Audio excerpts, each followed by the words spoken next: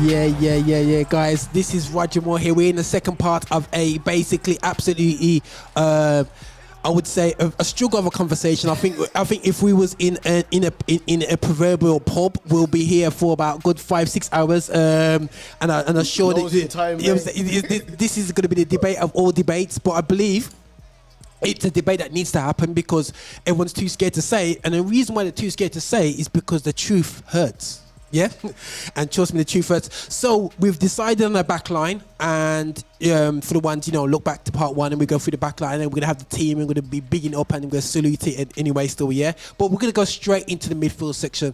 We've spent the time going through each player, myself and Mello, but we had to get outside of me and Mello, and I brought in two specialists next to me. I've got Skippa and I've got Anthony, who's going to be going into this with ourselves right now.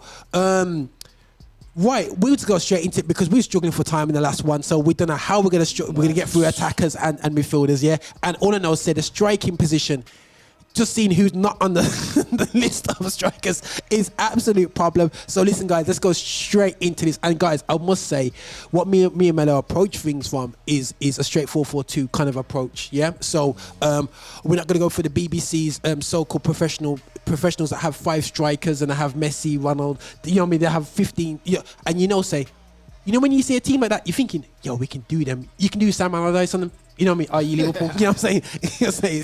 You can straight up just play defensive and catch them on the break. You know what I mean? They're going to make a mistake. But, guys, where do we start? Do we start with the wingers or we have to start with the heart? Centre midfield. Centre mid. To go straight in. Okay, right. The spine. So I'm struggling already. I'm going to go through the list. Yeah. And just take it. Right. So, right. As Manchester, have to start from here, and Mello's wearing his red shirt, hardcore, but we have to show is the blue shirt, Yaya Toure. We have to salute Yaya Toure. Yeah, he was an absolute, basically, Beast. and he's a brilliant player, but I still don't think he got the props that he should have got. He was basically, I agree with you, and I think where he got disrespected, was at Barcelona. 100%. Palmed him off as a DM. Yeah. And it was nothing. Yeah. And they palmed him. He was like he was nothing. Yeah. He was surplus. We could sell him if we wanted to. They Didn't palmed him. Didn't you play against Man U's centre half, or was there some talk about him playing in that Champions League final as a centre half because someone was injured? Yeah. That's how far back they were looking to pitch him. Yeah. He was. That's right. You're right. You're right. But I don't remember him playing there, but I remember the conversation at least. They weren't going to drop Iniesta, Barca, and all them guys. It's basically a club down there anyway. That's why he left. That's why Yaya Toure was allowed to leave Barcelona. Don't blame him. He was allowed to leave, and look at him. Really, should he have been? Because all right then, you play Yaya as a DM. Yeah. For me, he's a lot better than Busquets. Oh, easily. Wow. Get me? Wow. And Busquets is the. You talk about DMs in world football. Everybody's on some Busquets. He couldn't lace Yaya's boots. But I guess that's the problem with Yaya in essence is that he wasn't a DM. He was so much more. Yeah, but that's what I'm saying. So Mello, so you come from we're coming up the rise. You supported Man United, and he's seen this Vieira looking more attacking than Vieira. He's the size of Vieira guy, and you look at the our midfield at Man United at the time, and you're thinking, oh sugar, he's a bully man. Yaya was like. I had to take my hat off to Yaya, even though he was playing for the blue half. Yeah. He was a dog. You couldn't look past him. You had to respect him as a brother and also as just being a player, as a baller. Going forward, you couldn't trouble him. He was like a freight train going forward. Standard. He's a bully man. And so definitely, man. He was walking through man like his Joe. Yeah. And he could finish. Mate, finish as well. He was the epitome of that sixth former saying to the year sevens, Come have a knock. No, for real. Like, raw. I see him change games, and people don't talk about his ability to change games as much as they should do. You know what I'm saying? And to do it from midfield is, it's like for me, Lampard, I just can't stop talking about Lampard. Yeah? And for me, this is not the discussion. He's the most overrated centre midfielder. You know what I mean? End of the day, so if you don't have to defend as a centre midfielder, you're and you're just looking basically David Platt. You know what I'm saying? You know what I mean? And even David Black got back and defend. But that's a whole other argument. It's a conversation, but we won't go into that one. Go on then. But listen, we got the man like Seedorf. Yeah? You know what I mean? You have to salute him. You got a man like Paul Ince. Yeah. Now I'm getting chips chucked on me for this one, yeah. Cater. Nah. As much as I love you, brother, but can't argue for them, Keita shouldn't have made it, bro. It shouldn't be on that list. As my bridging skipper said today, It shouldn't be on that list. Marcus Senna, Spanish youth, the Senna. little Spanish youth. Well, he's Brazilian, but Well, you know, him. That He's got to be in there before Keita. Easily. Right, okay, right. So I get myself in trouble. Now, are we still keeping Zizou? Getting rid of Zizou in it? Nah, take him out. I think Zizou, we agreed that. Yeah, we agreed. Zizou's I was just out. trying to remind myself. We're taking Zizou out. So the reason is because Skipper believes he should. That's all. We took out. I just believe that you open up a whole. Because we got players like Socrates, Falco, and Nico, Adair. I'm gonna argue for Maradona. You know, if you look at the one drop rule, we're gonna argue for bare players. One drop rule, you know. We'll be there forever, Mello. You know, so you know, we'll be even putting Barkley in there. Mate, real talk. Real talk. I've seen them waves, you know. I've seen them waves. Grealish in there says, "Yo, anyway, let's not get into myself in trouble." Sorry, guys. But we got Essien, who I believe was a top centre midfielder. The bison. Top. I believe he did amazing Nike adverts, but also exited at Davids. He kind of like almost, he was a, he was a good baller. 100%. Rijkaard, I think he was the epitome, bro. But he. Graceful with it as well, just smooth with it. Frank Rijkaard, Mello, that's the word. Frank Rijkaard is the epitome, bro. He's the Don, bro. But you know what? Growing up as a kid, he was silky, that was man. me, I want to be Frank Rijkaard. He was silky. I want to be Frank Rijkaard. But the thing is, he wasn't rated. But the thing is, people didn't talk about him. He was the weak link at the three Dutch going to Milan. But the thing that's what they thought. But you took him out of the team and you got a problem. But the scary thing is, it's funny growing up and seeing it Inter versus Milan at the time, and you had the three Dutch, and the Van three Basten, Rijkaard versus Bremer, Matthias, and Klinsmann. You know what I'm saying? You know, and obviously you went with the two brothers, and you have to slide over to the Milan side. We had to go for AC Milan. But no, Rijkaard 100%. He was a beast. Then you've got the original Vieira. Yeah, thank you. Vieira, who is second to Keane. And let's talk about the fights with Roy Keane. You know what I mean? That's what I'm saying. That's the only reason why Vieira kind of like, you know what I mean? Because if you can't handle Roy Keane. That's a good point. That's a good point.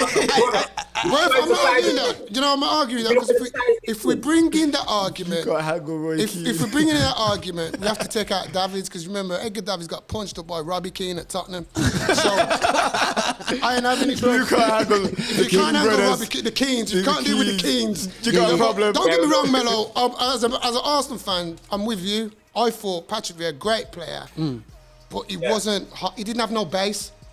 He had no base. He's all treble. He was all treble with no base. Okay. I love that. And Mello's because I remember the tunnel incident, fam. Yeah. The tunnel incident. He was not having You've got Patrick Vieira up there. And my man said, I see you on the pitch. He pointed him out. I see you on the pitch. Vieira was like this. Quiet. Straightforward. I have met Vieira. Straightforward. I've met Vieira in real life, bro. I've met Vieira in real life, and the brother is big. He's tall, bro. But he didn't. You know what I mean? For me, and I've met Roy Keane, and Roy Keane's like this. You know what I'm saying? But they've got Irish, man. But the one thing for me I would say as well, and not just with Vieira, I just thought all them black French kids, all soft. They're all soft. None of them wanted it. When it comes to the battle, none of them wanted it, fam. They didn't want it. None of them wanted it. Henry never wanted it. They didn't want it, bro. And remember, I'm an Arsenal fan. I got beer French at Arsenal. I used to think, when it used to come, remember, all right, look at the Old Trafford thing. Yeah. Who was it? You didn't see Henry. You didn't see Vieira. Vieira got sent off, okay, but it was Keown. Keown was in there. It was Keown. It was Parla. It was Lauren. It was Lauren. And it was all them geezers. It weren't Vieira. And as I says, when it was the hybrid thing in the tunnel, and Roy Keane says, picking on little Gary Neville, Pick on me. We'll see you out on the pitch. I'm here, blood. Vieira didn't say a word. So for that, he had no base for me, Bridget, so I hear it. Okay. That's good. Sorry. But at the same time, Vieira, when you think of the Premiership, He was the original. He was a Don. He was the original, bruv. He was the original because remember, all these geezers who came after Vieira was the first. Fergie was trying to prize him away from Arsenal like it was nothing. Like it was nothing. He just wanted him and Keane. Yeah. That's all Fergie used to see. Vieira and Keane together. To lick his lips. So then Vieira paved the way. He paved the way for Desai's and the all them over this is what I'm saying. Thank you, Bridget. That's what I was saying. You need to give him the props because remember, everybody when Vieira came, that's when Man United went and got Jemba. You went and got Jemba. We all tried to find because you was looking for Vieira. That's right, fam. And then what happened again? Guys, that's foul play. That is. I'm just being real. That's below the belt, bro. I'm just being real, bro. This is the truth. That's kind of painful. You wanted the Vieira. Everybody wanted the Vieira. Then Chelsea. What did Chelsea do? Went to Lyon and got Essien. And that's what, because remember, as I'm saying, Vieira was the epitome, you know. He was a trailblazer. So if you look at it, Fergie wanted one. He couldn't get a black one. He wanted that Vieira-looking player. He wanted Vieira. And then Moorinho came, saw the Premiership and thought, boom, African black. We need African black in the midfield. Yeah. And he went and bought. But do you feel this is coming from an argument dragging from defensive problems? Yeah. Do you feel that? I believe. That Vieira is the understudy to Marcel Desailly as a centre midfielder. Understudy, no, because don't forget, he couldn't get in the Milan team, you know. As a midfielder, but he was 19, bro. He was 19. He was 19. Who was the midfielder? But he's got right cards, but let's be real. Okay. As a centre midfielder, that's how you can't lace Vieira's boots. I'm sorry, you can't. Not as a midfielder. As a defender, you can't. Okay, cool. Not as a centre, you can't. Okay. That's what Vieira did. No chance. Because Vieira he could do everything, baby. He was box to box, he's up and down. He could score. He had the little one skill where he'd flick it over your head because he had the long legs. And do his thing. And just palm you off. With the strength. Okay. So from that point. But the thing is, when it goes back down to it, guys, this is what the problem is going to have, Go on. Right. Okay, we're looking at our team and going, right, we're picking our team now. Yeah. We say in the midfield, you need that guy who can change the game from attacking standpoint, and you need a man who can break down anybody out there still. So that's why my midfielders are attacking wise from the centre of midfield. I don't know for anybody else. I haven't seen anything like Yaya Toure. Come on. I'm gonna name. Okay. I have to go for Seedorf. Attacking wise, from that list, I'd have to go for Clarence Seedorf. Okay, because I believe I'm just being straight out, guys, with this. Yeah, I'm gonna go with for me. All right, Seedorf or Rijkaard. I will go with Rijkaard and Yaya Toure. That's your centre too. That's your two. That's a potential. Yeah, is that your two? Toure, Rijkaard. Okay. Skipper, go on. When I consider this geezer on world level and Champions League level, I'm gonna go Seedorf. Seedorf and who? My man was free. No. I've gotta go Seedorf, and I've gotta go for someone has to sit behind my brother though, innit? I've gotta go for Vieira. Okay, Seedorf for Vieira. Mello, what you saying, bro? He's crashing. Seedorf from Vieira. Someone's gonna be on the bench. Attacking wise, I can't leave out Rijkaard, but I'd have to put Seedorf on the bench. Yeah. Defensively, I think I'd have to go for Vieira. Defensively, or Desai. So, but 1 second, guys. Have I got this wrong? Didn't Rijkaard sit in front of the defense? Nah, he was a bottom. He drive, remember? He was back and forth. He scored a goal in the European Cup final. He could do everything. He was box to box. For Holland, he could do both. That's what I'm saying. If you remember, hold on. You got to remember with Rijkaard, Rijkaard, when he came through, he centre mid, and then he left. When he left Milan, he went back to Ajax. Centre half. Centre half. Yes, that's what I'm saying too. For Ajax, as he got a bit older, he was more defensive. More defensive. And he made the youth go. But for yeah. AC Milan and for Holland, he was box to box. Yeah. So, but midfielders had to be box to man. My midfield too, as you can see, Raj. Yeah. Vieira, and Rijkaard. And you know, it was hard. I'm telling you straight, it was hard for Vieira to come before Seedorf.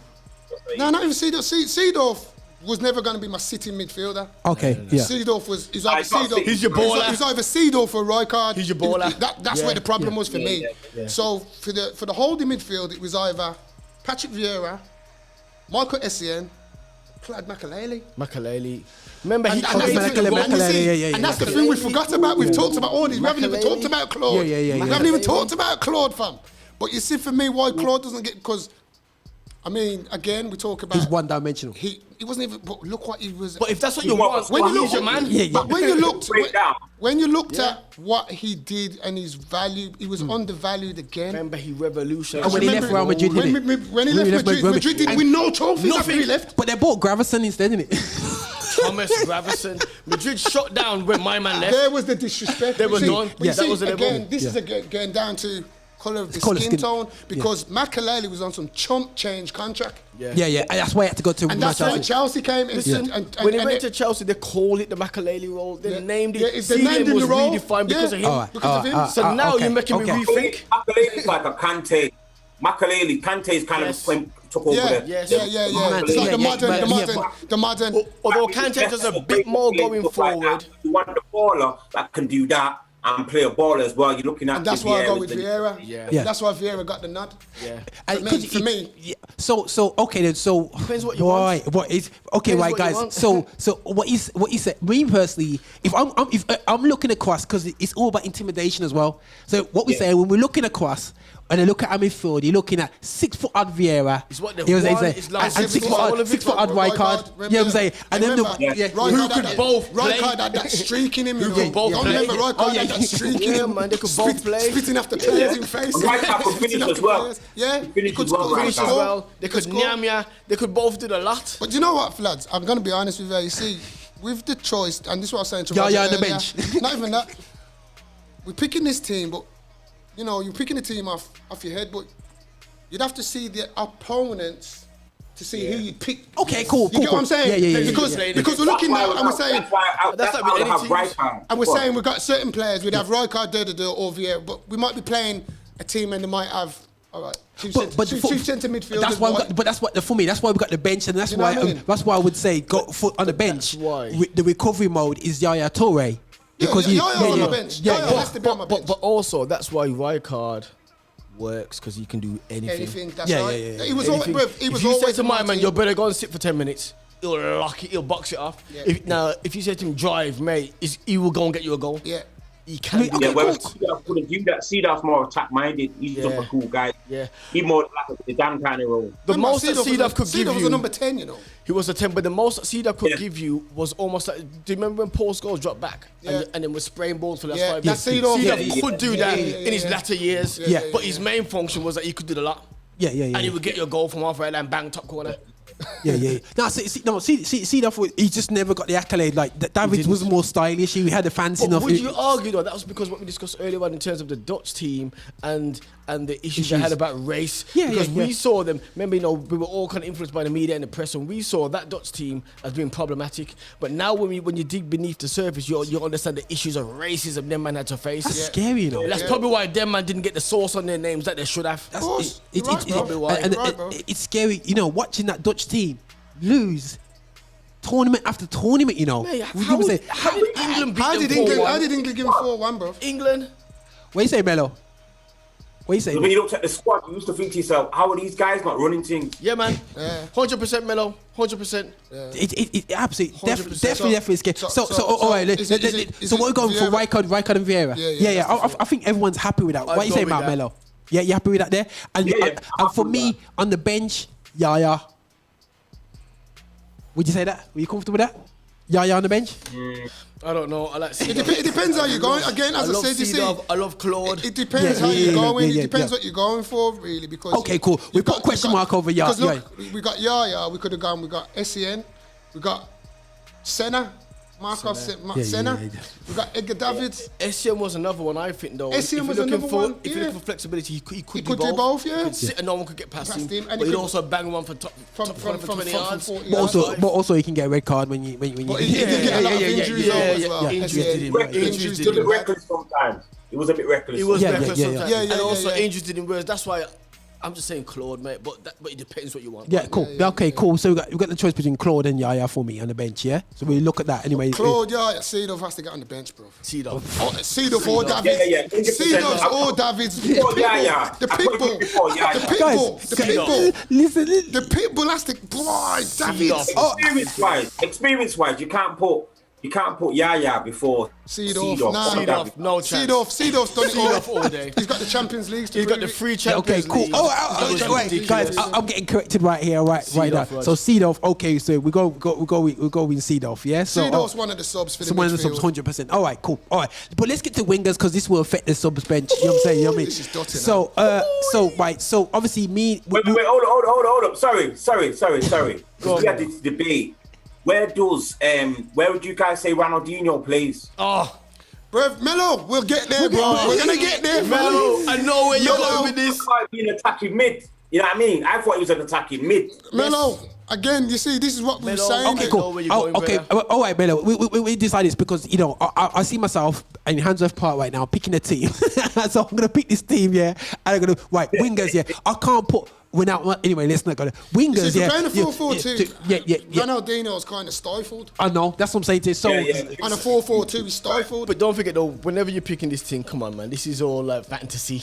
You gotta have some flexibility, and you can't have a team without Ronaldinho in there. You mad? Ronaldinho's on my 11, bro. Ronaldinho has to be there somewhere. But okay, he's not a 4-4-2 player. 100%. I haven't gone through. I've gone through the list yet, and man's already decided who's gonna be next. He's like, all right. Let's hit this out, yeah? The man that was shouting at Ronaldinho over these next lineup. They're calling out Ronaldinho over Neymar. Yep. Okay. How is that even a debate? not even an argument. Not a debate. Okay. No. Neymar should be a miss, man. Neymar should be He should be running things every game. He should be doing a Michael Jordan. Yeah. He's joking it out right now. Yeah, he's ramping. Neymar on it. He's not on it, bruv. Yeah. And you can see, and this is what sorry to cut you, Mello. His mentality is weak. Remember, Neymar left Barca because he was in Messi's shadow and he wanted to be that world star. Yeah. Now he's gone to PSG and he hasn't done it. Flopped. He hasn't done it, fam. Yeah. He hasn't even come close. I look at Neymar and I think that, some players though, that they have all ability in the world, but it's something different with their head. And I think his mentality is weak. His temperament's weak. Yeah, he hasn't got what Cristiano and Messi. That drive. He hasn't got that drive. That professionalism. Yeah. He hasn't got it, fam. Yeah. He hasn't got it. And that's the next level. That's the level. That's the He's difference. got all ability in the world, but that's what's missing. Yeah. You know what the man's done? Reality shows, guys. Neymar's allowed Lewandowski to win. World player, You know what I'm saying? How on earth do you allow Lewandowski? And he's a baller. No, he's a striker, but Lewandowski, bro. People think that the French league is a joke league as well. Pepper and chicken boy, man. You know what I mean? So they might have to leave to get anything. Well, the question is, if PSG had won the Champions League, yes. Yeah, exactly. And Neymar banging a couple goals in the final, would he have got it? Yeah, of course he would. Then you would have seen the difference. And he had the chance. Yeah. He had the chance. But that's what makes it great. That's the difference. Separates the supers from the legends. That's what makes the difference. That's what we're saying. You can be an amazing player, but not quite. Okay, right. So we got from the vibe that man's not having Neymar. Yeah, but John Barnes. You know what I'm saying? Mello, how you feel about John Barnes? Would you say John Barnes? John Barnes gets an honourable mention. If you was playing a free up front, he'd get on the left-hand side, possibly. But he just gets an honourable mention. He would never really. I agree. He's not going to get in that. He's not going to get in our final. I agree. Okay. Mello. He's not going to get in the final 11. But Mello, I'm gonna flip to a bit later on my list here. Yeah. Would you have Laurie Cunningham or John Barnes? Which one is ahead of each other?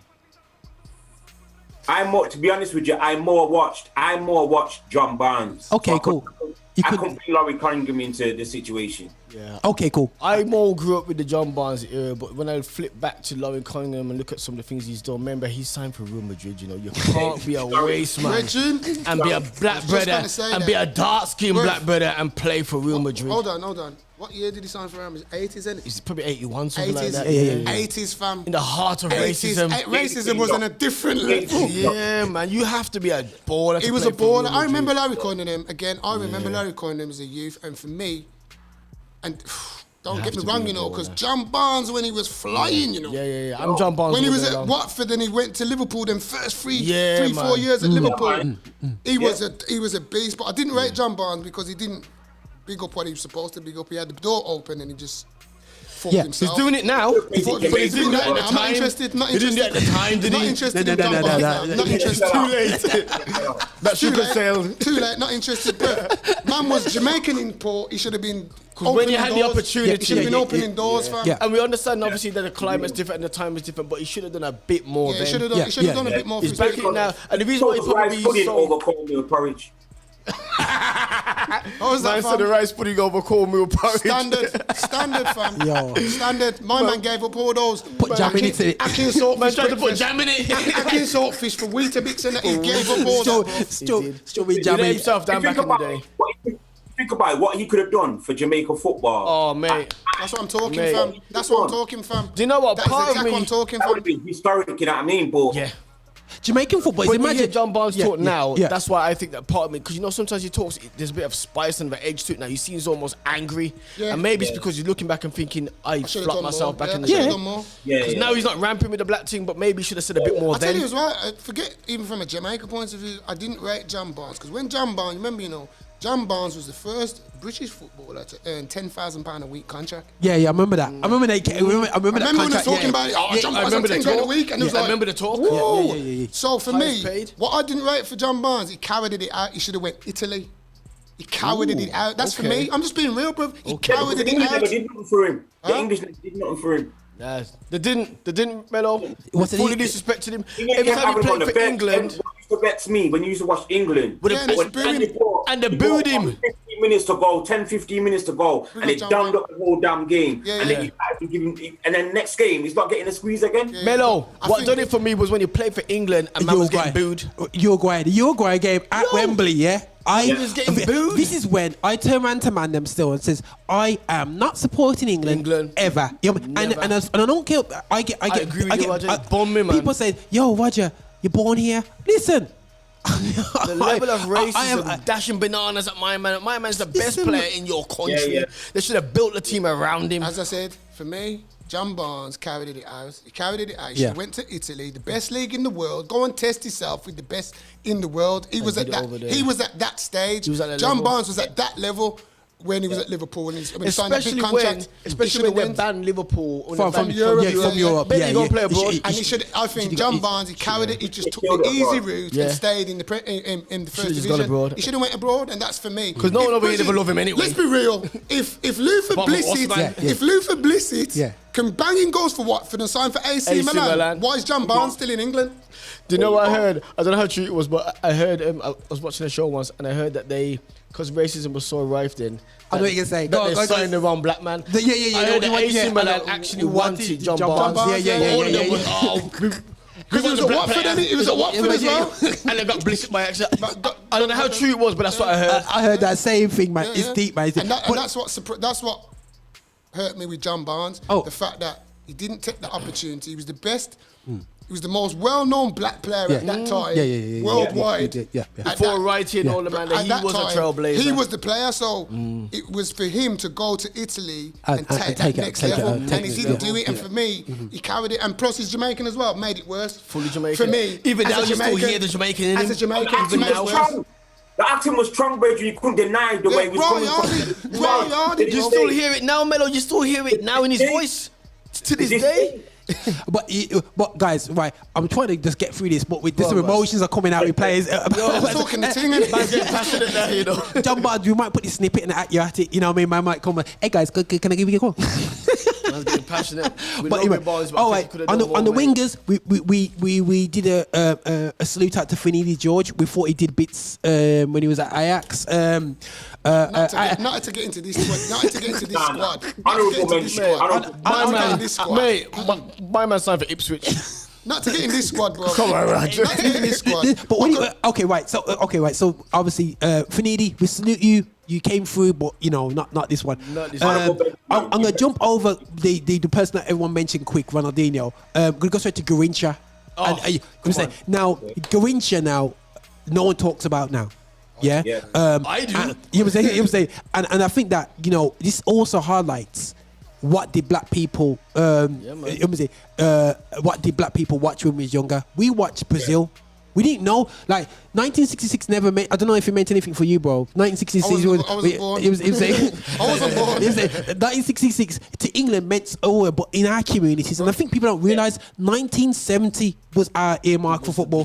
Brazil, 1970 Mexico. That's all my uncles and my dads talk about. Sitting down, my dad. I showed my dad a Brazilian Pelé video the other day. It was at Christmas time, and he goes, "Yeah, man, remember that game, Uruguay versus Brazil." You know what I mean? You know what I'm saying? And he's just talking like, "Yo, if anything I remembered, it was 1970 Brazil. Man, not talking about 1966, you know." But for me though, if you look at my Garincha, it was the 70 World Cup and that talk and that era that made me go back and look back at older stuff. And that's what made me look at Garincha and Vava and them. And I realised them man, that in 1958 and 62, them man were quality. Yeah. And there's no subs, you know. There's no subs. I'm sorry to be a party people, but when we're going back to that Brazilian 1970 team, I'm surprised that we didn't get the captain.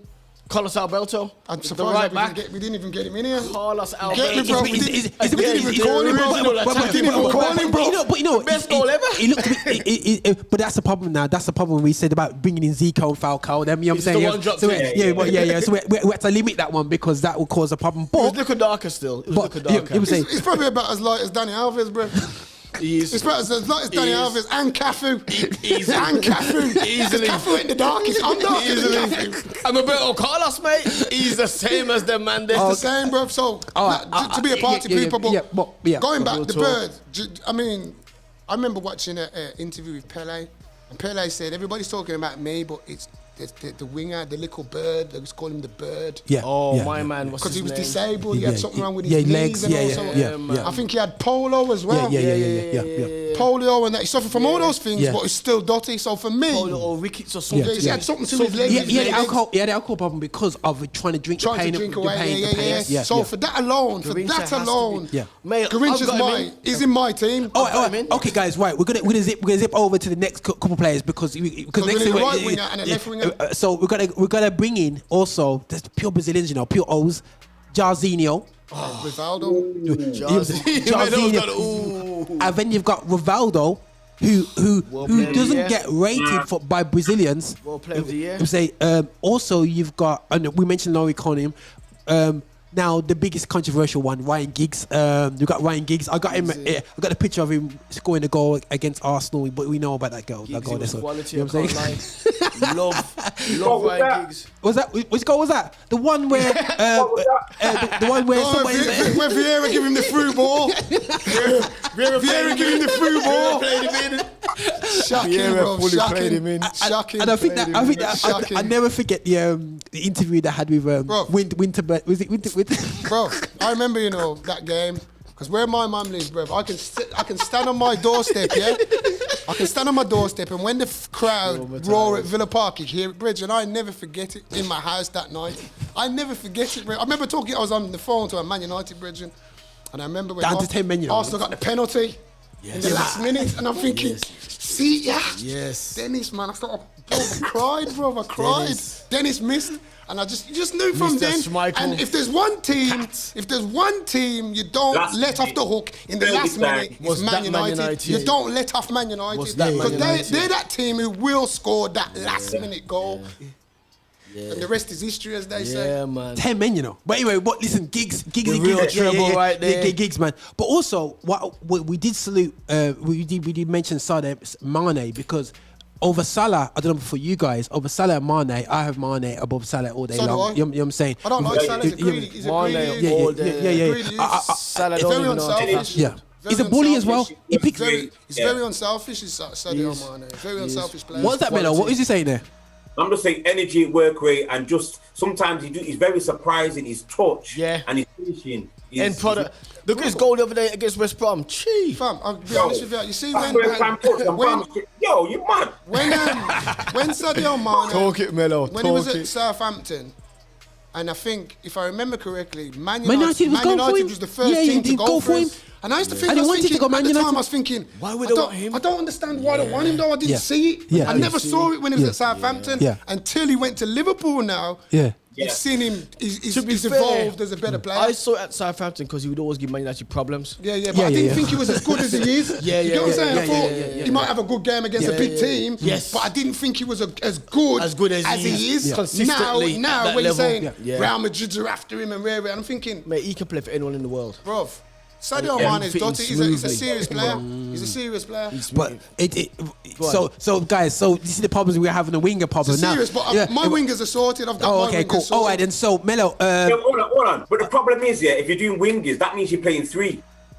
No. It looks like we've gone for 4-4-2. We've got the 2 holding midfielders. We've got 2 midfielders, right card. 2 wingers. We're going for right card. We're just doing wingers at the moment. Yeah, we're doing just the wingers. wingers. It looks like we've gone for old school 4-4-2. To be fair.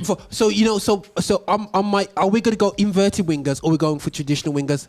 If you go traditional, you're in trouble. You're limiting them. Ronaldinho's not a traditional winger, so you're limiting. Ronaldinho was left of a 3. We can't go with that traditional wing approach. That's cool. You have to just go with positional. You're putting him in that position, mate. But I'm gonna say to you now, with these last 4 people, you're just gonna put. They're all Brazilians. All my just putting ballers. No, I just want you to know these last 4 positions on my team, all Brazilians. They're all Brazilians. I'm just letting you know now. And you give them the ball, and then you just say, "Go on, you, run you, do your thing." Okay, so left hand side, who are we going for? So we got Vieira and Rijkaard in the middle now. Yeah, I'm going Ronaldinho on the left. Ronaldinho on the left, man. Or if you want to be technical, put him on the right. And I'll put in and make him go the other way. Yeah. If you want to be technical, but I've got Ronaldinho left, and I've got who?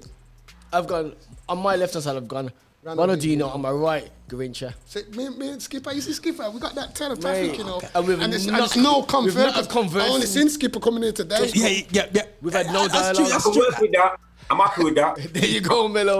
There you go, brother. I can't argue. Listen, I can't argue with that at all. And I know I'm trying to create an argument here because I do feel like Jarzinho did bits, yeah. He did. He did, bro. It was a hard one.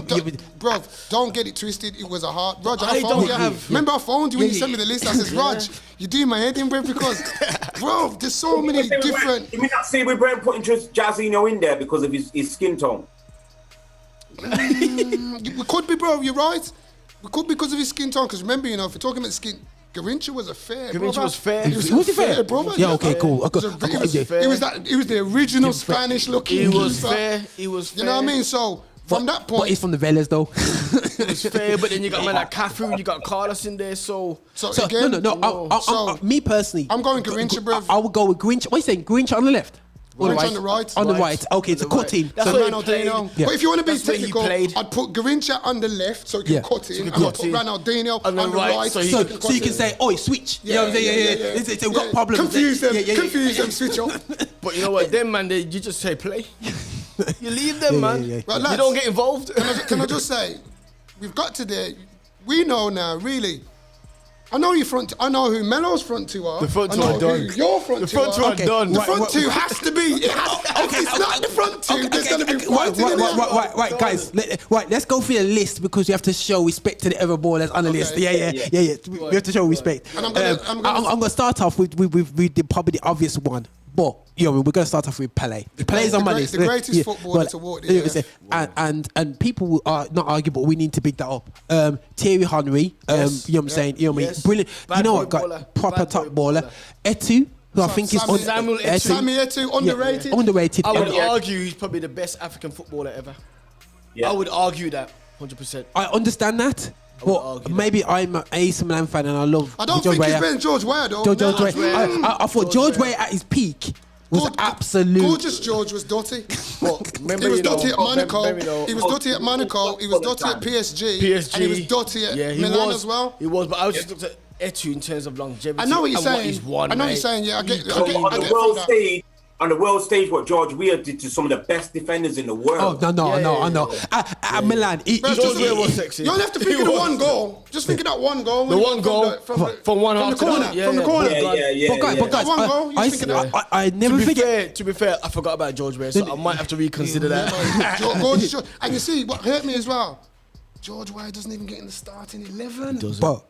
But that's the worst. I don't know if you guys know about this goal for me with George Weah. I never forget this goal. When you used to see 1-0 games, that's all you see. Gazzetta was 1-0 games, yeah? And there was playing Lazio, yeah? And Lazio, he was standing there and he passed the ball to himself literally from if he was on the edge of the box, passed just literally. Just tipped it through the offside and just went round and just scored one. He's just like just did something out of nothing. That's what I loved in that style. George would do that all day, every day. So for me, he could score anything. But George Weah is a big up there. Obviously, you got the likes of Eusebio. I would say the European player. Salute my man. Eusebio is another underrated brother. You know what I'm saying? Frightening. Eusebio was done. He was like the dark-skinned George Best. Yeah. Yes. Yeah. Wow. Yes. Because I remember when they played, Man United played him in the final, innit? Yeah. He was bad. Also, he was also very humble, you know. Yeah. Very humble youth. He was a humble brother, man. Yeah, man. He was quality, man. No, 100%. And you've got R9. Ronaldo. Unfortunately, people call him Fat Ronaldo, which is disrespectful. No. Don't ever disrespect. R9, so original. Can't call him Fat Ronaldo. And we have to salute. I think people only call him because of Cristiano. And they're trying to, differentiate. Yeah. No, instead of trying to mock him as well. They're trying to differentiate. It's only fans of Cristiano that want to belittle R9. But listen, my man can't listen. R9 was not even close. Bridget. Not even close. Bridget. Whatever team he's played for, if you needed a goal the last couple of minutes, or he was getting to the last 5-10 minutes, you just say, all right, I'll just score then. And he's stupid. They just walk up the pitch and take on 5 players and just roll it into the net. He's the kind of player that if you were the manager, if he hadn't scored by half time, you'd be looking at him and thinking, if we're losing, it's your fault. Yeah. even though we're losing 3-0, it's your fault, and you're not defending it. It's your fault because you just haven't bothered. I think because when you bother, it's problems. I think the best person to hear to talk about R9, Bobby Robson. Okay, yeah. Bobby Robson. Moorinho does it. Remember, Moorinho was the interpreter back then. But Bobby Robson was the because remember Bobby Robson had him at PSV. Loved him. PSV. Yeah. He had him at PSV because he brought him through, and then he got the Barca job. Brought him.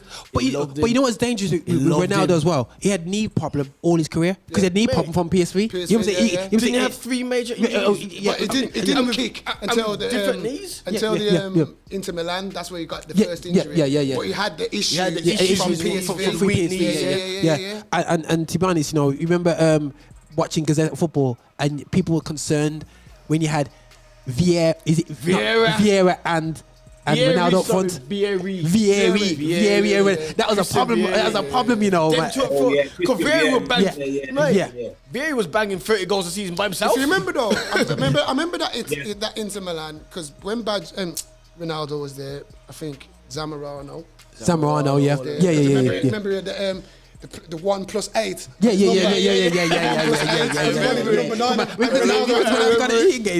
Not getting that shit. Then Inter bought Baggio. Afterwards, he came from AC. He went to Inter.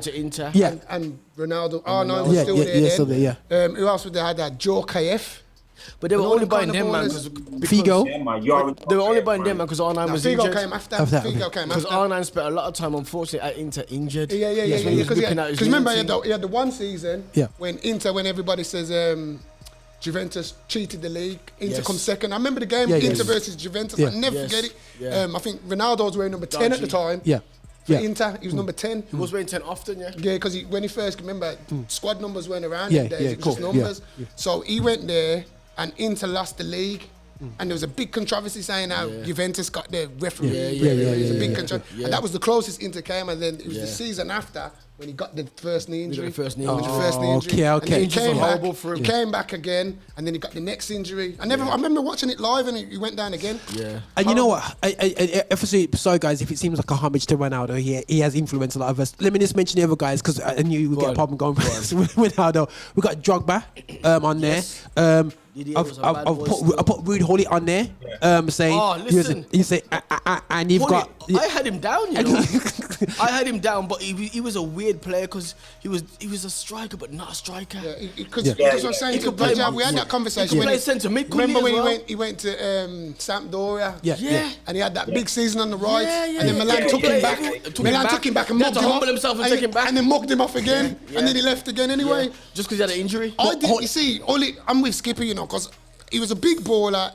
I remember him as a dread. The dread, the locks. That's what I remember him for. I remember him as the dread, and he was captain of the Dutch team. Yeah. So he stood out like that. He was a good player. He was a good player for me, but this is my personal opinion. I never thought he was that. Yeah, he never went that guy. I never thought he was that guy. You understand what I'm saying? He could have been a good player. He could have been. But I just didn't think he was that guy. Okay, cool. So sometimes, like I was saying to you earlier, he might not have even got in the squad for me. Yeah. We got Ian Wright. Ian Wright. Yeah. We got Ian Wright, but for me. All right, guys. Let me just expose the point. Me and Mello was talking about. We almost in the last place, with Ian Wright of the 10, and.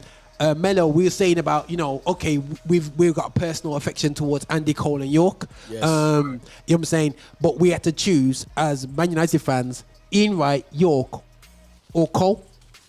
Well, as I said to you earlier, bro, it didn't matter who you supported. Every black person could relate with Ian Wright. Everybody felt a connection with Ian Wright. You see Ian Wright play for Arsenal. You see Ian Wright playing for Arsenal. Even though you're a Man United fan, you say, but Wright is rough now. You'd always say, but Righty. But Righty. You loved him. Man loved him. He didn't matter who you supported. He was universal. We used to call him Shabba, bro, because that's how he was. He was universal. He was the man at the time. He was Shabba Ranks, bro. He'd come to football. He was Shabba. You understand? Yeah. And that's how he used to go on. So for me, but I'm going to be real with you, as an Arsenal fan legend, but I said to Roger today, he wouldn't have gotten the 25 because I would have brought in Kylian and Mbappe before Ian Wright. I'm just being real. And I'm just being real, fam. Mbappe was, I must admit, Mello, I have to say that you mentioned him enough times. My only problem with Mbappe is that not yet. It's not yet because the thing is, the reality show is that, bro, he could have a quiet for the rest of the season because he's gone quiet. He's gone quietish this season, I hear what you're coming from. But I must say he's scary already. But listen, hold on. When he goes to Real Madrid, before he went to PSG, before he went to PSG and he was a big club, what was he doing at Monaco? Let's not forget it. No, we're not forgetting it. The only reason he's a kid. Yeah, no, he was doing things. He's a kid. Okay, Raj. The only reason I wouldn't have him in there, as Mello said, is longevity. He hasn't done it over a long enough period of time, and he's also done it in France. Yeah, we know that's a Mickey Mouse league. Let's keep it 100. So when he gets his transfer to Real Madrid, then we'll talk. Then we can have that conversation. And that'd be a problem, But when he's done it there for 3-4 years at Real Madrid, and then when we reconvene for another discussion about this, I'm believing he's going to be at that level. As I said, I'm just being real for me. He's awesome. I'm not saying he got in the team. Yeah. But from a squad, as a squad player, you want him in there. Bruv, with all the guns I've got in the squad already, I don't need Ian Wright, bruv. I've got Sammy Eto'o. I've got Thierry Henry, fam. So I'm bringing you Kylian Mbappe. Okay. We love Ian Wright for us here being in England. When he bust the ball, when he got the 2 goals for Palace, we can relate. We can relate with more easily. But on a world level, come on, Eto'o. We're talking about all out strikers. We can't even talk about Mbappe yet. Not yet. But if that's the case, then Ruud Gullit shouldn't even be in there. Ruud Gullit shouldn't be in there. I knew he was going to say that. Ruud Gullit shouldn't be in there then. Ruud Gullit ain't no striker, bro. He shouldn't be in there then. He's World Football of the Year, and you're telling me he shouldn't be in. Not as a striker, bro. No. As a striker. Listen what Mello just said, Ruud Gullit should at least be in the conversation. No. Mello's talk, he says, as an out-and-out striker, Mbappe shouldn't be in there. So why is... Hold on. So why is Gullit in there? Gullit's in there. No. Okay. Let me finish. Holland. He's coming to the forward line. If you put him onto... Who's up front for Holland? Who's up front? Yeah. Mbappe shouldn't be in there, but he shouldn't be in there before other prolific strikers that are already there. Mello, I agree. I would not have Gullit in there. He's never been prolific. No. Listen, I agree, Mello. I would not have Gullit in there as an out-and-out striker. That's what I'm saying. For me, Gullit was more of a 10. A forward. Remember, AC Milan's out-and-out striker was Van Basten. Behind Mbappe. I put him behind Mbappe. Guys, that's simple because Gullit was never an out-and-out striker anyway because they had Van Basten. Yeah, Van Basten. Gullit was behind Van Basten. Gullit was always behind him. Yeah. That's why I queried whether he could even go in midfield because Gullit was always behind Van Basten. But the thing is, but listen, Gullit couldn't even get in our midfield. Van Basten was a killer. But you see, all right, look at the strikers. Look at the strikers. I still mention one person. I ain't mentioned Romario. Yeah, we know the toe poke specialist. You got me. The toe poke specialist. Yo, people moan about my strike. When I score goals in toe pokes, people moan at me, But, so this is what I'm saying to you, though. He made it a skill. But this is what I'm saying, though, bro. So what we're saying... It's my kind of guy. I modeled a lot of my game off Romario. Yeah, man. Talk, Mello, talk better. Because he always was in the right place at the right time. He moved at the right time. Listen, Romario's the black Michael Owen. Standard. Nah, you can't. No, in the sense of. No, what I'm saying in the sense of, Romario didn't really do much around and around, but around that box, he came alive. And that's what I'm saying. He came alive. Whereas the other Brazilians, didn't he get something like 1,000 goals? Something like there was a so total. he says. So like that, what I'm saying is, so all them other strikers look at Ronaldo. Yeah, he can do things from outside the box, bring it into the box, score. George Weah, all them. Romario wasn't that kind of guy. Okay. The guy was a six-pack. That's why I said he's a black Michael Owen. Yeah. But he was. At the same time, if you're gonna play Pele, I would still go for Romario because Pele's assist was going up. Pele would drop deep. Romario is not playing for R9. He's not playing for R9. I'm sorry. So all right, guys. Right. So we mentioned the whole names and it seemed disrespectful as to majority of the players that we've mentioned. Yeah, but we have to go down to the conclusion, guys. You know what I'm saying? To me, simple. It was making it simple, you know. How can Pele it is be my 10. Pele and R9, isn't he? He was the reason why number 10 became important. So that whole conversation is done. Pele's 10. There's the team. Pele's 10. There's my team before. R9 is your number 9 up top. Simple as that. Okay. That's my team before I came here. You know. All right. Simple. That's what we've put. Look, that's my team before we come here. I don't mess about.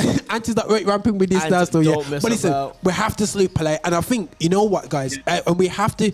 I think in England, this is a place where Pele is not a big deal. Yeah, you know what I'm saying. But the reality show is Pele is a big deal. I remember when Maradona was on the scene, and everyone's talking. Don't get me wrong, Maradona's a beast of a baller. You know what I'm saying, whatever. But they're never growing up. They're talking about Pele. What's that? He was only here for 5 minutes. You know what I'm saying? Maradona did his season, and but listen, Pele was from the age of 17 all the way through. Right up. Hold on. I can't have a man disrespect Maradona still. No, man. What's that documentary about what he did at Napoli? Yeah. No. But the thing is, at Napoli, again, I was saying to Anthony. It wasn't against the odds, though, was it? It was correct as well, bro. No, but Napoli were absolutely pants until my man went there. When they show you the whole team. When they show you the documentary and the first goals, and they show you when they finished about 13th. Mate, they were awful. And they were shocking. And how the fans violated them. They were awful. They were shocking, bro. They were shocking. And to winning the league twice, bro. and the UEFA Cup. And the UEFA Cup. And the joke is that there is a league that they said that they should have won it, but they didn't because of the mafia. It was going to lose too much money, but that's a whole different thing anyway. So that's a whole. But listen, very quickly on Pele. Yeah, I think people just watch Brazil go back because I don't like how people underestimate Pele and just think he was just a goal scorer. He got like 1,000 goals, whatever. Watch what he did because people are saying that Messi can do things like that. Watch Pele pick the ball up in the old black and white clips, playing for Santos from the halfway line, running past 3-4 man, bang top corner, and he did that regular. People don't understand how skillful my brother was. Yeah. No, 100%. In the 50s and the 60s, he was a baller. I think what happened with Pele, unfortunately, footage what killed Pele. And I've had to go back into the archives and see some old stuff, and I've seen, my man was dribbling the ball past 3-4 man and whipping it top corner. Footage. It's only because we didn't have footage you don't really see how great how great Pele was. Absolutely. When you talk to them big, I remember when my dad was alive and I was growing up, and my dad used to tell me about this man Pele, because I used to say, Dad, Pele, is he that good though? Yeah. You know what I mean? Is he that good though, really? Yeah. And he was doing that when he was 17. He scored all these goals and that, but you don't see them, so that's why you can't really grasp it. Yeah. Whereas now we can see the Maradonas. Yes. We've got footage. We got George Best. Yeah. We got footage because George Best was over here. Yeah. Exactly. Same kind of era as Pele, but the footage over here was different. Exactly. Over there, they probably didn't have it. That's why Pele doesn't get the respect. Pele don't get the respect and the props that he deserves. I'll be honest with you. I discussed this with Mello before as well. If Pele was white, do you think he'd be treated more respect and guys, you might think, Roger, you're being at the race card. You know what I'm saying? He was a dark-skinned black man from Brazil, you know what I mean? Let's be real. You know what I'm saying? Because let's be real. We talked about Cristiano and Messi. Now you hear people say, "Oh, Messi, the greatest footballer to walk the earth."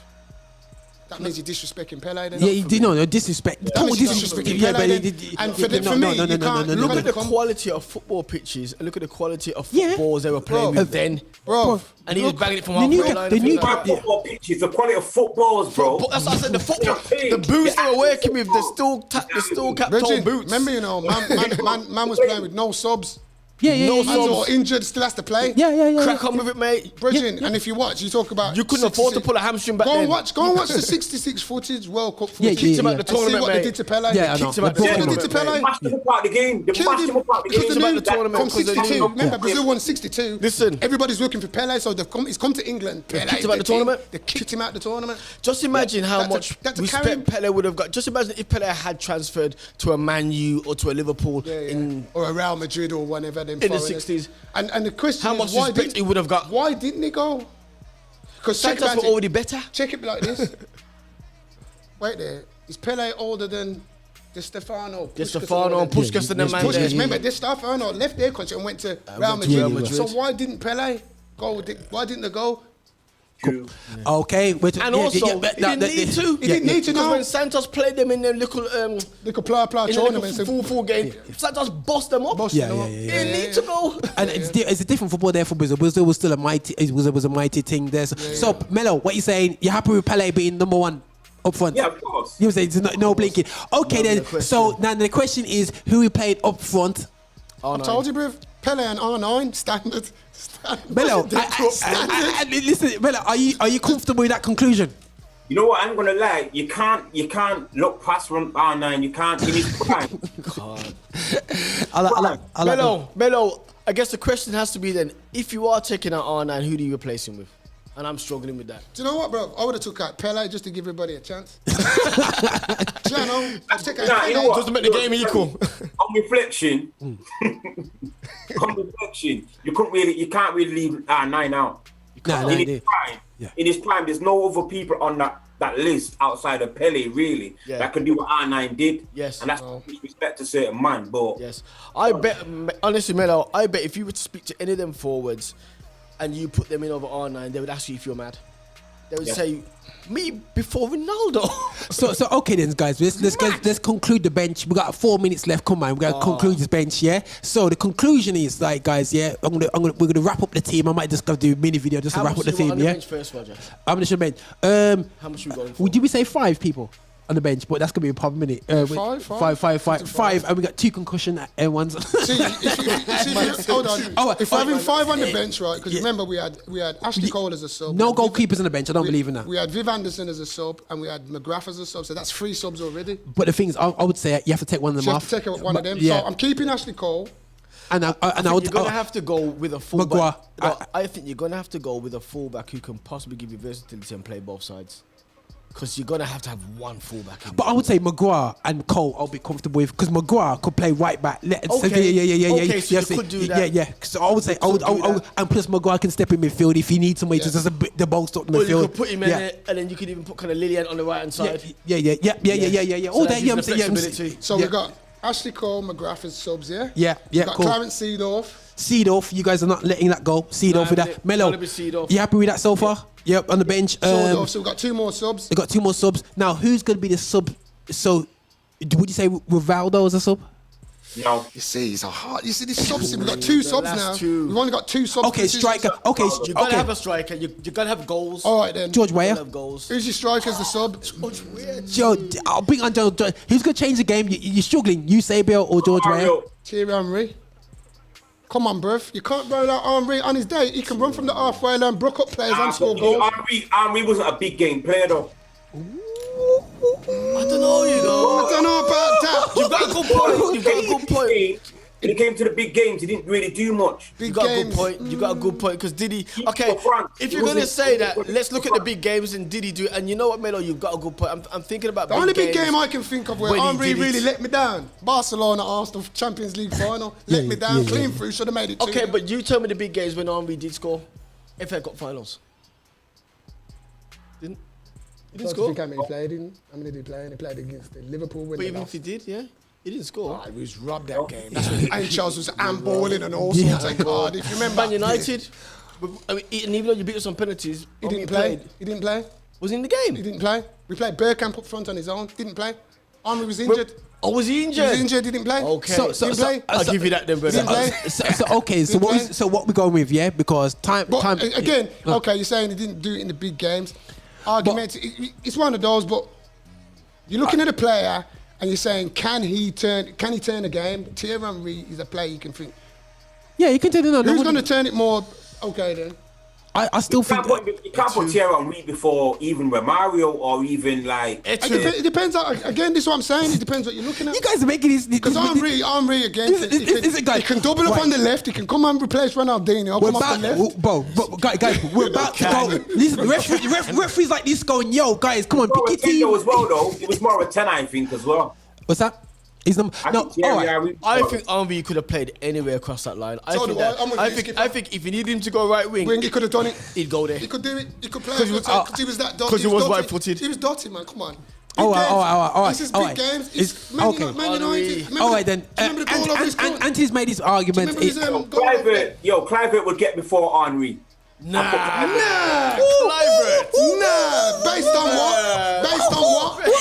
Based on what? Melo's trying to upset you, know. Let's go. Don't make you suck you in, you know. Don't make you suck you in, Let's go, man. Based on what? This is the bonus round now. Guys, anyone's coming in right now. This is the bonus round of this show. No, based on what though? Based on what? Based on nothing. Based on Mello trying to mug you up. Yeah, Melo's doing what you call. I'm just trying to cause trouble. I'm not gonna lie.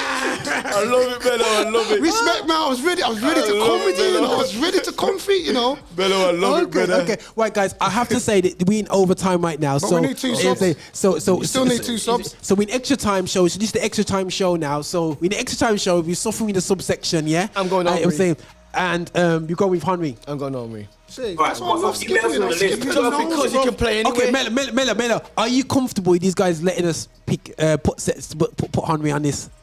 No. You else on the list? You else on the list? Okay, right. Mario, you got Rivaldo, Eto'o, Rivaldo, Eusebio, George Weah, Didier Drogba. Hold on, you're gonna put in Henry before Eusebio. I was just thinking the same thing. As I heard Eusebio, I've got. All right then. Okay, you said big. Hold on. I'm gonna be. Henry could be your winger option. Angels advocate. My man says big games. Okay, let's look at the big games Eusebio played in. How many did he do? Great in. I don't know. Champions League. No, you did win European Cup for Benfica. You know what I'm saying? And that's what Man United feared when they beat Benfica in the final because it's all about Eusebio. I would be happy with having Henry's won Champions League. Remember, you know, Henry and Eusebio. But Henry's won Champions League, World Cup, European finals. He's won the lot. Come on, man. No. But don't forget, guys, we've got 2 left, so you can have both. We can. No. You've got Eusebio as your striker. That's why Henry's in it for me. He's won the whole. You've got Eusebio. There's no trophy in football. There's no trophy in football. And you got Henry, who can play anywhere across that club. Okay, that's club and country. Okay, cool. To me, that works, Raj. All right, so Mello. Yeah, you're comfortable with Eusebio. We got the two left spots. We got Eusebio as your striker, and you got Henry. And to be honest, but the thing is, Henry is the beauty of Henry. He can go on the left, he can go on the right. You know what I'm saying? And down the middle, all down the middle. So for me, he's a versatile because he's a winger of a high level as well. You know what I mean? France top goal scorer all time still. So for me, that last 2 sets. But the problem is, looking at our bench, you've got 5 people on the bench. You've got Cole, McGrath. Actually, Cole, McGrath, Seedorf, Henry. We need one more. And for me, you buy. That's where you. Hold on. That's 5 people. That's 5 people. That's 5 people. So what my concern is on the bench. McGrath, Seedorf. Who's doing it? Henry 4. Eusebio. We're saying Eusebio. Eusebio? Nah. Okay, so as a striker then, Ant. Okay, no, that's cool, Ant. And you know, I'm going to tell you why I'm going. As a striker, who would you take out and replace Eusebio with as a striker? This is what I'm saying, you see, because looking at our subs bench, so we've got the fullback, Ashley. We've got McGrath can play across the back 4 and midfield. Seedorf can play holding, forward. And he can play right and left as well. So for me, we need a striker, a geezer who just eats goals. Who's better than Eusebio there? On that list? Yeah. Who's better than Eusebio? I can't put Henry before Eusebio. I'm sorry. You can't, mate. Mate, Brev, I'm gonna go. Omri's got to squeeze because of his versatility. Omri's going to squeeze for his versatility. But who's better than Eusebio? I know he's gonna say Eto'o. Nah. I'm not even thinking of Eto'o, you know. Was it Weah? I tell you, I'm looking at George Weah. Yeah. Nah. I'm looking at George Weah. Nah. I could look at Drogba, you know. I could look at Drogba. Drogba's a big game player. Nah, but you can't, bro. That's based on what we know now, and yes. go back, man. Yeah, but that's what I'm just saying. Just as much as Drogba probably got a goal, and you know, just as much But as they Eusebio, won. take away his Drogba won the couple Premier of League for UEFA Chelsea. his couple of European cups with Benfica. What? Come on, man. Benfica must have cleaned up the league over there, just like. Yeah, but that's no different to what Drogba did over here. But as you said, okay, what's the difference between what Drogba did here then? That Benfica league, bro, Portugal football, the league You has can never only been beat strong. what's in front of you. Exactly, bro. Exactly. So this is what I'm saying. At that time, they were doing it. This is what I'm saying. We're having it out right here. This is what we're doing. This is what I'm saying. I could be going. I haven't Melo's decided. spectating this. Hold on. Look at Eusebio, 1966, how he came up here and bossed up the place Eto'o. for Portugal. He got robbed of the World Cup, and that's another story. In 66, he bossed up the He place. got robbed. Mello, okay then. You see all these guys. I'm not saying you can't. You hearing the argument here, Mello? Cool. Is it? You hearing the argument? I think Eusebio or Drogba. No. I think Weah is better than Drogba. I would say George Weah's better than Drogba.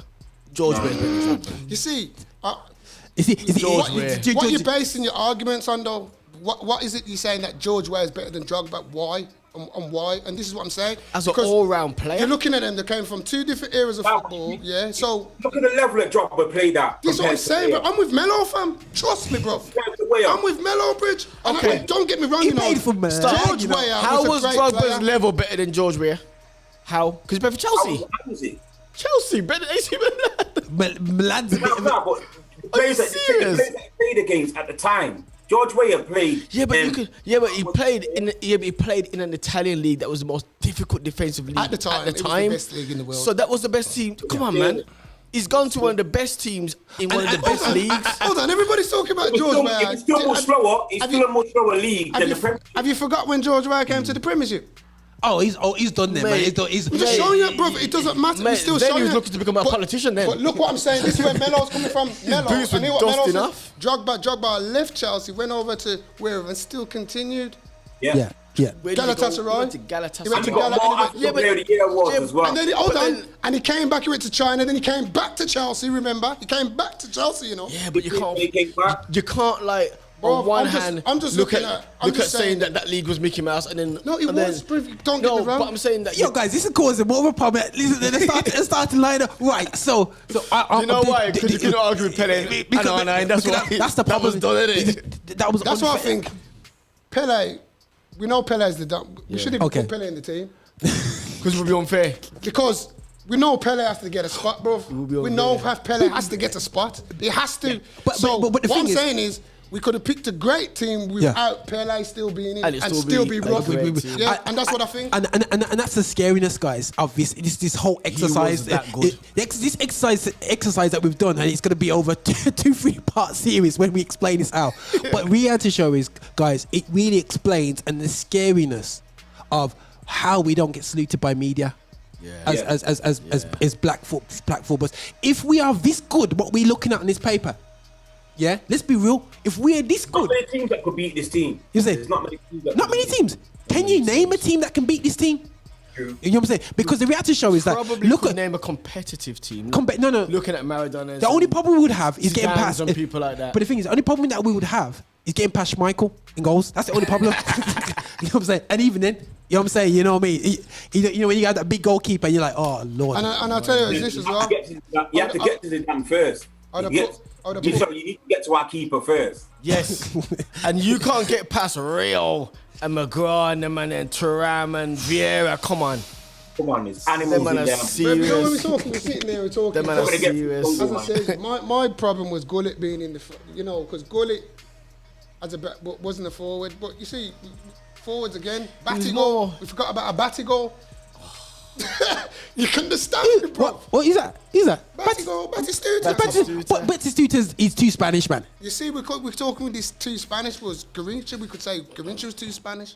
Yeah, man, but he's from the ends. It's from the Vela. But that's what I'm saying, though. Like, you kind of have to look at it in terms of. Okay, cool. Look at it on a serious level. We almost would need to do but if you do the black team, you can't really put Batistita in there still. Yeah. I would agree with that, but then at the same time, though, you got man like Garincha and Cafu in there. Exactly. And I don't. And they're not darker. They're not darker than Batistuta. Yeah, but Cafu's blatantly black. Cafu is yeah. What about Garincha? Garincha, he looked a bit. It could have been a bit. No. Listen, man. Do you know what? Yeah. It's about my complexion. Garincha's my complexion. Them man are more blatantly black than Batistuta. I would agree. Yeah, of course. Yeah. More blatantly black than Maradona. There's that Maradona thing, innit? Yeah. I tell you what would be interesting. That team. What's that? That team, the Hispanic, the non-black, and non-white Latinos, team. the Latino team. That would be an interesting team. But you know the Latino team, you know that they always needed us in defense. Yeah, true. You always have a big talk. You see them Colombian teams. You see they always have the. Then again, they've got the Maldinis, you know. Probably. Maldini's Italian. Italian. I wouldn't count it, but we can make I'll tell you who Hispanic. they've got though. They've got man like Jerson. They got man like Jerson for Brazil, who definitely wasn't black. Jerson, yes. And he wasn't white. But he ran at midfield. Hero. Jerson, man. Tostao, them man there for 1970. That team would be dirty, trust me. Wow. Team would be problems. And we have a conclusion that Northern Europe can't play football, but. So can I just reiterate? Okay, so is Eusebio the last sub? We're hiding away from the point here, you know. Is Eusebio the last sub? I would have him in there. Yeah. I'm happy with that. So Eusebio. So have you noticed though that we ain't got no goalkeeper as a sub? We don't need no goal. I just want to put it out there, man. Lamar, I would have given it to Lamar. Because he was an understudy World Cup winner. He's used to doing that, innit? He's an understudy He used to be on the winner. bench. He'd have no problems. I'll give it him. He won't cause no argument. What about David James? He was our keeper anyway. Dida. Oh yeah, of course. Yeah. So, and it's scary, you know. And I'll go with another Spanish keeper we could have put in. Keylor Navas. Costa Rica. Yes. Keylor Navas. Yes, and actually, Four he's Champions got a little League. bit more Four black Champions in him, League. yeah. Back to back. Yeah. Four Champions League. Come on. And he's just won the French league with PSG. Come on. Salute Navas. Okay, cool. Navas. But I think he's more traditional South American, like Inca. He's more Aztec, I believe. Okay. Yeah. He's more. That's the reason why he's so toned. You know what I'm saying? So I believe it's more that side. But like you know, like but guys. Raj, we'd have to do this again another day and just read and probably like. I probably have to after the criteria. Okay, cool. I would definitely have to say, guys. I definitely want to do another get together like this, yeah, because we had 100% fun like this. But I'm gonna go through the team in a second because you know we in extra time right about now and we're just causing absolute problems right about here. Because it'd be great for us to actually start to debate once we get over this into the 2/3 of the season. Start picking the best, like for me. The best black players of right now. Current black players. You know, the best black players over here. Yeah. Played in England and mate, we can do this. Because it's not just about bragging about black people and trying to bring us to light, but the reality issue is the salute players are not getting saluted because for me. The black players now. The best black players now, 2020. All I see is pictures of R9. R9. All I do is see fat pictures of R9 out there. You know what I'm saying? Disrespecting Ronaldo, R9, and when it comes to Pelé, you don't see them talk about Pelé. You know what I mean? I remember when as I should do. No way. Maradona and George Best and the man. They don't talk about Pelé as they should do. And then you look at players like Hullit. For me, he got disrespected when he was in the Premiership. People didn't really respect a man like that. So yeah, we talk about man like Rijkaard. I think we have short memories. I think with Hullit though, when you say Hullit didn't get respect in the Premiership, I think that was down to a Chelsea thing still. Yeah. And also, he came at the end of his career. As a black player, if you knew your ball, you knew who Rudy Hullit was, so you have to have respect for him anyway. World Player of the Year. Standard. So if you knew ball, you knew your ball, you know Rudy Hullit salute. Wasn't in the conversation, was it? You understand? So Chelsea disrespected him. But also, as I said, it's also about when he came to the league. He came early. He came when he was playing number 4. I think he was playing sweeper. Sweeper. Glenn Hoddle was manager. Yeah. Because Glenn Hoddle had just hung up his boots because he was the sweeper. And so he went to the same job. That's all it was. So it was a different Hullit, wasn't it? But the thing is, the joke is now. This is the scary thing is he's that bigger baller. He's a striker. He can play in play sweeper. Play sweeper. And this is to me. the overrated league because of its financial power is the Premiership, guys. Standard. Yes. You know what I'm saying? You know what I'm saying? Full stop. Football standard. The football standard is poor. And this is the reality of the show is football standard. For football, and I have to say, and I don't care what you say, Liverpool fans who's watching this right now, the worst final I've ever seen. Go ahead. Who's this? Was Tottenham versus Liverpool in the Champions League. I got to half time and I said to myself, is this the worst game I've ever seen in my life? And then Rio said, yo, that game was awful, you know. And I was like, I thought it's me. I felt like I was watching a pub game. And you know what? Everyone rates Klopp. And yeah, you talk about, but Klopp had to decide I have to play ugly just to win things. You know what I'm saying? Remember, he got to warn him for it. And he flopped. He's flopped. His first final, he was desperate to win something. He had to win something because everybody's saying, you're nearly, man. You're nearly. And this was awful. So for me, shocking. So players are flooding into this league and just coming through, but we have to salute that majority of. You mentioned a good point because a lot of the players who come from abroad who have sourced it up, some of them come at the end of their career and still been the best. And like for me, Zola, and just saying it, Chelsea fans, was the second to Baggio. Yeah, he's a fake Baggio. You know what I'm saying? That's the scary thing is he couldn't even. But yet he was one of the best over here. It's scary. And he couldn't get into the Italy team because Baggio was there. Yeah. And one of Baggio was a bad boy, innit? And something that me and Baggio. Don't forget Roberto Mancini. Was a baller. Yeah. Was a baller. Lombardo. Him and Vialli for Sampdoria. Mancini, man. With David Platt behind him. Mancini was a baller. He was the next one. Something that but they couldn't get through because Baggio was just head and shoulders. Yeah. Baggio was just head and shoulders, fam. And something that myself and Mello's mentioned, you know, we have to salute teams like who feel no way about playing black players right about now, like teams like West Bromwich, Arsenal, Fulham. Fulham. We have to respect them. But bro, let's be real now. For what they did back in the day. I remember saying this to my about 10 years ago. I remember making this comment. Listen. Greatest football teams nowadays have to have black players in it. Yeah. Facts. If you look at any country, no matter what country you go to, there's black players in that team. Look at the Germans. Look at the backbone to most of the big German teams. Yeah, blacks. They come for the black. Like Roger said earlier. Before That's a good point, Mello. I didn't even know. Anthony Rudiger. Yeah, Chelsea. I want to check his birth. I want to check his birth certificate. I want to see if they're really German. Gerno, because they're not even mixed race, man. They're fully black, Negro. Yeah. Germans. Yeah. Jonathan Tarr. Yeah. Because some big youth. Again, they're not mixed. They're fully black. But Nabri's black mixed up in it. Yeah. You know what I mean? So I want to, bro. The French team's African. We know this.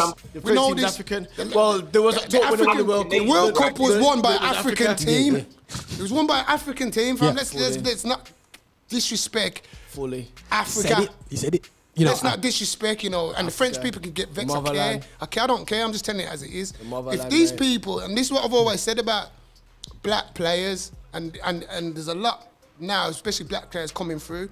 Do you really want to be playing for your Englands, or do you want to be playing for where your mum and dad come from? That's the question you need to ask yourself. Me personally, if I made a professional, I was playing for the Reggae boys, bro. Standard. Standard. It's that house Negro. Yeah, of course. It's that mentality. It's money, mate. And this is what's Mello, it's money. You're right, Bridget. And this is what's got us. This is what. You've got extra something if you come over here. Mello, it's money. And should I tell you what it is? It's about endorsements. It's about all that kind of stuff. It's about how if I'm a top player for England rather than Jamaica, I'm more likely to get more money. Okay, so Raheem. So look at Raheem. I was about to bring up Raheem. Look at Raheem. Raheem still Sterling. Now I have to say Sterling could have been dragging, and then my guy who's at Leon Bailey, bad boy. Imagine them two up front, bad boy. with Morgan, who's retired self in centre back. We can bring back a whole heap of players. You see, the problem is, as I says, a lot of those players now, when you look back at them professionals who come through, if they really stop and check it and say, let me just, who do I want to play for now? You understand what I'm saying? Should I play for England? And again, all right, I'll give you an example. Arsenal, Saka. Nigeria, England. Yeah. I know where I'm going, and it wasn't the Three Lions. Bunchy Lions. You know what I would love to see? And you know what? It's easy for us to kind of say that I would have played for this, that, and the other, because at the end of the day, we're not in that situation, and not for them trying to feed families. Not for them trying to send money home. But if they get enough money from the club. Nah, but Roger, some of them are thinking about their status can bring more money, about sending money back home. So they probably do more for their townships and more for their villages back home by selling out to some degree. Now, I would love someone to do this. I would love someone to kind of say, right, boom, end of the season, like the black team versus the white team. Let's have a Jamaican team. Let's have a Nigerian team. And I mean a real one for the man in terms of their roots and their parents. Just as a friendly, and let's just see, because that might inspire. But they can't. But the guys, that might inspire the next generation to think a bit harder. They can't. That won't get allowed by media because they can't afford us to be awake. If we awake, if we woke up, but just look at the power that could have in terms of just in terms of inspiring the next set of youths thinking, I'm 14, my back's going to sign for Man United, but you know what? After watching that game, it might just get someone thinking. But the thing is, maybe. this is the thing is what I'm saying, guys. You know me. They can't afford to empower. They can't afford to empower us. They can't afford to let black people feel like they're better. That their national teams over here will be dead.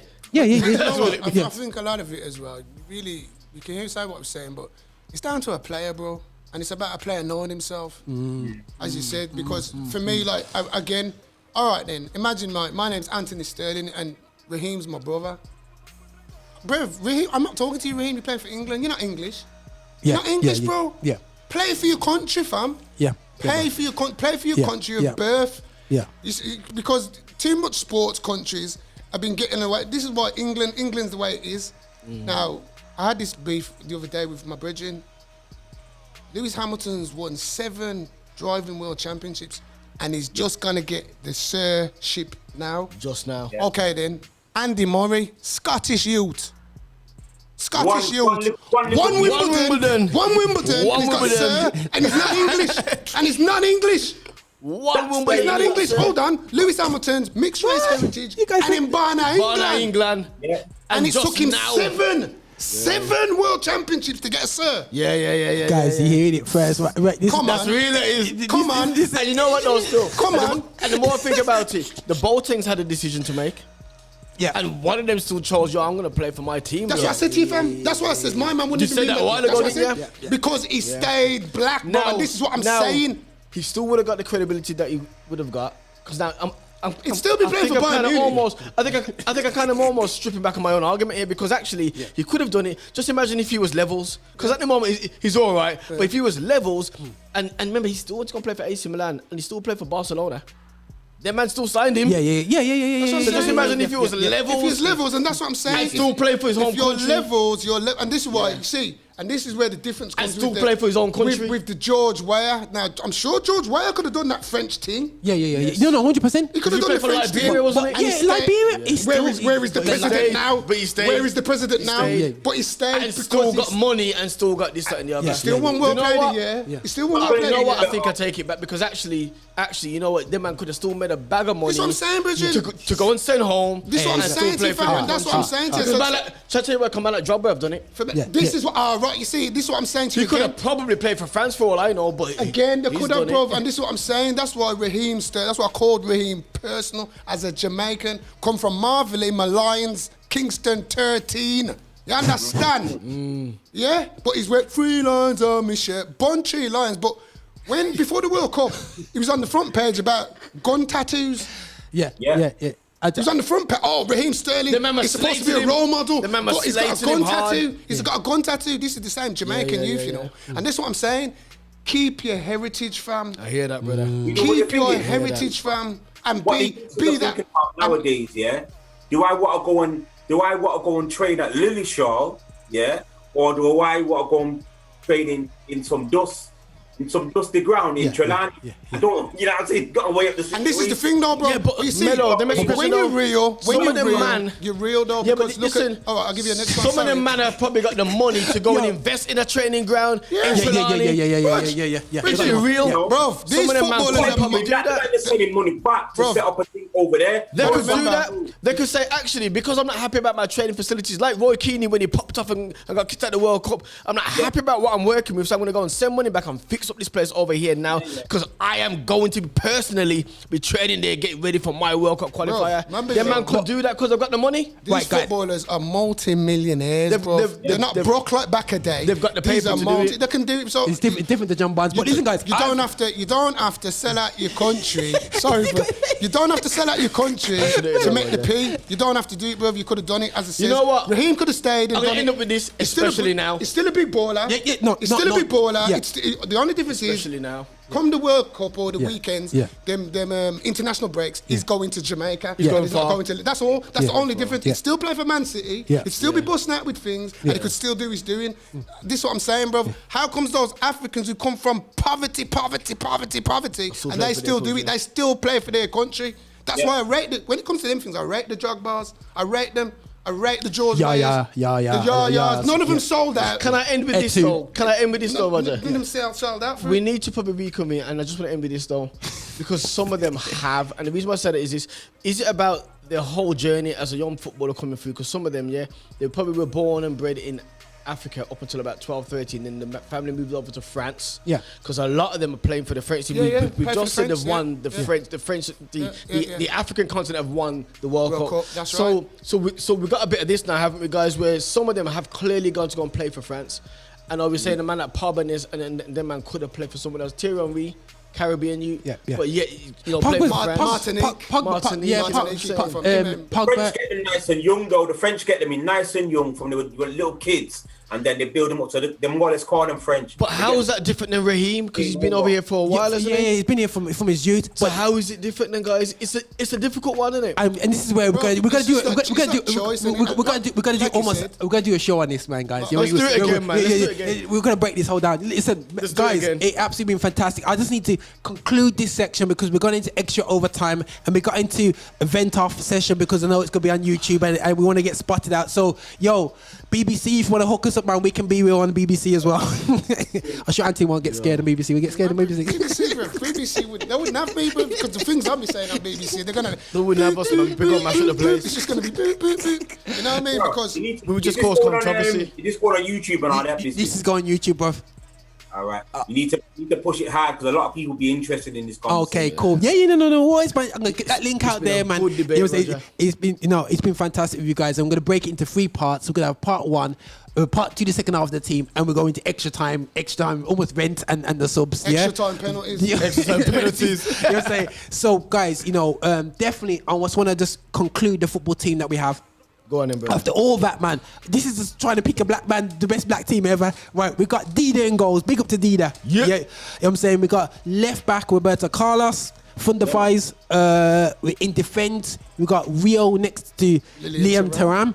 Right back, we got Cafu. You know what I'm saying? In the centre midfield, we got the tallest and biggest midfield out there. We got pretty boy here, Rijkaard, and then we got into Barley Vieira. You know what I'm saying? Straight one time, number 1 all day long. Not even number 1, man. That's straight on the head there, right? Then we got on the left hand side, we're gonna go with Garincha, and on the right hand side.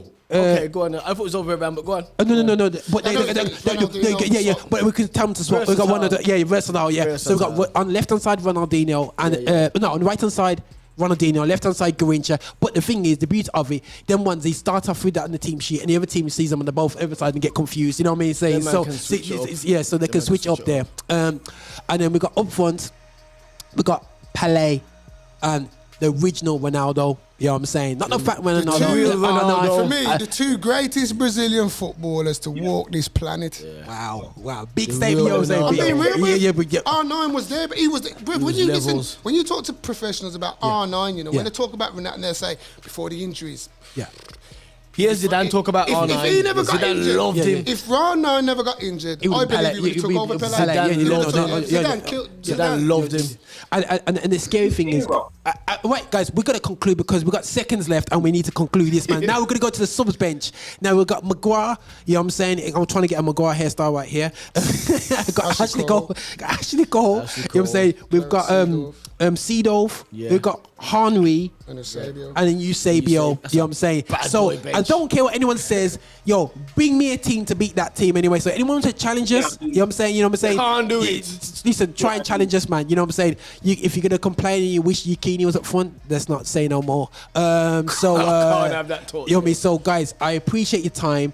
And I must admit, you can't spend the Christmas season without a good football talk, and you know what I'm saying, and man, you know, and everyone can go home and get some rum cake and a hot cup of coffee. Still, yeah, that's about my life right now. Yeah. Roger, listen, the words of Vinnie Jones, it's been emotional. It's been emotional, brother. Vinnie Jones. So everyone happy with that conclusion? Yeah, man. Yeah. All right, guys. Yo, this is Roger on the Roger Van Moorinho show alongside my boy Anthony, Skippa, and my boy Mello from yo, this is the non-London talk, you know what I'm saying? No Liverpool allowed talk, and pure Man United, Arsenal. Been around since the 70s lifestyle, Anthony, maybe a bit more further back. But you know what I'm saying? But, yo, we've been around a minute, and we salute black footballers out there doing the bits anyway. So yeah, this is Roger Van Moorinho show. Over and out, man. Respect. Yeah.